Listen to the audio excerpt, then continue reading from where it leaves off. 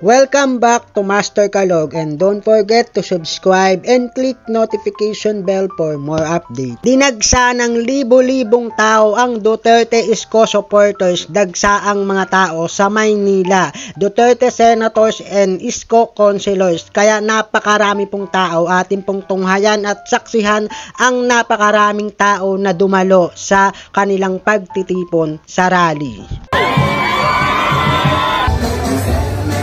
Iyan sa Wilbur!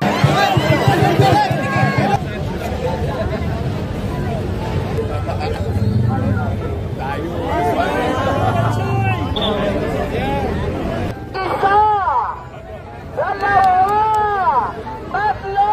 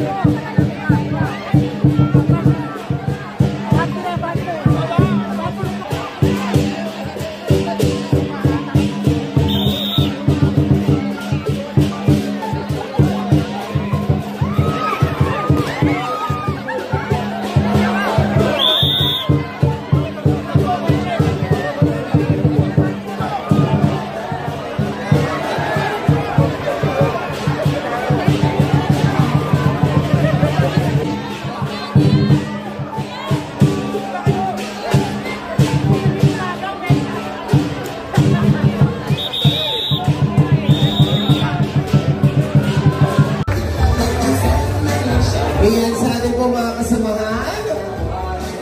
Dumating po, siyempre, ang ating po minamahal na senador na tunay na may malasakit. Palapakan po ulit natin, Senator Bongo! Gusto ko rin pong batiin, una-una, no? Of course, sa aking kaibigan, Yorme. Maraming salamat. Palapakan natin, Yorme. Salamat. Doon pa man, panahon ni Pangulong Duterte, extension ninyo, kung ano pang magpapalawak sa inyong serbisyo. Huwag niyo lang kalimutan, tulungan yung mga mahirap nating kababayan. Kayo po ang takbuhan, alam niyo yan. Parati ako rito sa Manila. Nung nakaraang linggo, sunog.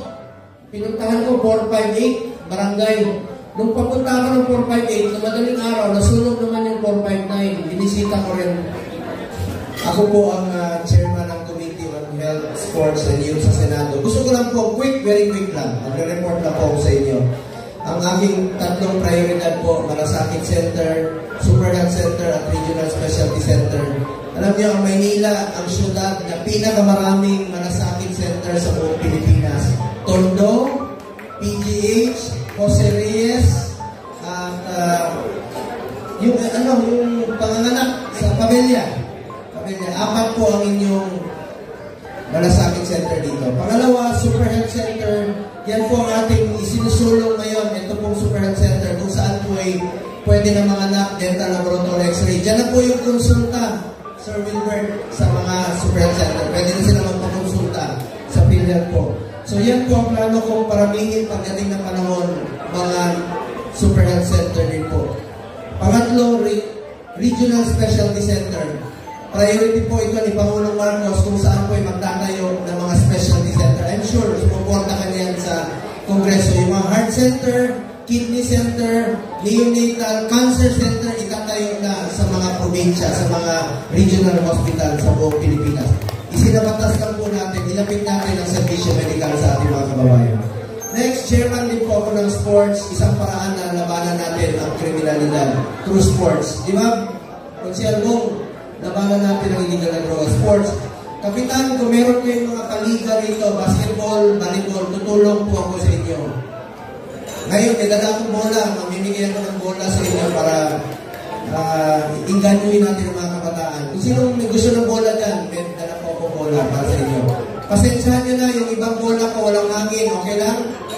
May vulcanizing kayo. Pero kung nagmamadali kayo, pwede nyo lapitan si Philip Salvador. Marami siyang dalang hangin sa tiyan. Minsan tumutunog yung pantalon niya. Hindi ako makahinga. Siya panggalit ko. Puro away. Chairman din po ako ng Committee on Youth sa Senado sa mga kabataan na rito. Kayo po ang kinabukasan ng bayan ito. Aral kayo ng mabuti. Malay nyo, kayo rin po maging senador. Ako, sino ba mag-akala na maging senador ako? Si Mayor din po. Importante po yung pagmamahal natin at pagmamalasakit sa kapwa Pilipino. Yun po uunahin natin. Hindi tayo magkakamalikan. Asahan niyo po ang inyong Senator Kuya Bongo patuloy na magsaservisyo sa inyo sa abot ng aking makakaya po. Hindi po ako politiko na mangangako. Sipag lang po ang pwede kong ialay sa inyo. Tawagin niyo lang po akong Kuya Bongo ninyo kahit saan tayo makita. Bongo, Kuya Bongo. Alam niyo, kaedad kami ni Yorme. 1974 kami pinanang. Anong buwan ka, Yorme? October. Hindi ko siya nakakalimutan batiin tuwing Karawan. Ikaw rin, hindi mo rin ako nakakalimutan batiin kasi parehong taon kami. 50 years old na po. Golden year na po namin ngayon. At sana, ang wish ko sa iyo at wish ko sa lahat, magkaroon tayo ng maayos na kalusugan at peace on earth, peace sa ating bansa ngayong taong ito. Happy Chinese New Year po sa ating lahat mga kababayan ko. Asahan nyo, kaibigan nyo po ako sa Senado. At bukas po ang opisina ko para sa inyo lahat. Yung opisina ko dyan, bukas talaga yung pinto, hindi nagsasara. Kahit pagpasok ng mga tao, ang daming tao lang, naglalabas na lang sila sa sobrang dami. Sanay po ako noon sa lokal. Talagang lalo na yung mga barangay captains, kayo po nagdadala ng servisyo. So maraming salamat po. Meron na po akong sasabihin sa inyo, sana po'y maalala ninyo sa mahabang panahon. Mga kababayan ko, minsan lang tayo dadaan sa mundo ito. Kung ano pong kabutihan o tulong na pwede natin gawin sa ating kapwa, gawin na po natin ngayon dahil hindi na tayo babalik sa mundo ito. Ako po ang inyong Senator Kuya Bongo, patuloy na magsiservisyo sa inyo lahat. Dahil ako po'y naniniwala na ang servisyo po sa tao, servisyo po yan sa Diyos. Pasalamat tayo sa Panginoon sa buhay. Mabuhay po ang team! Kaugnay sa event rally na ito, ano ang masasabi mo sa pahayag at mensahe ni Senator Bongo dahil sa dagsa at napakaraming supporters ng Isko at Duterte ay narito sa event rally na ito? Ano ang magiging katuwiran at opinion mo para dito? Don't forget to subscribe, like, and share. Thank you for watching.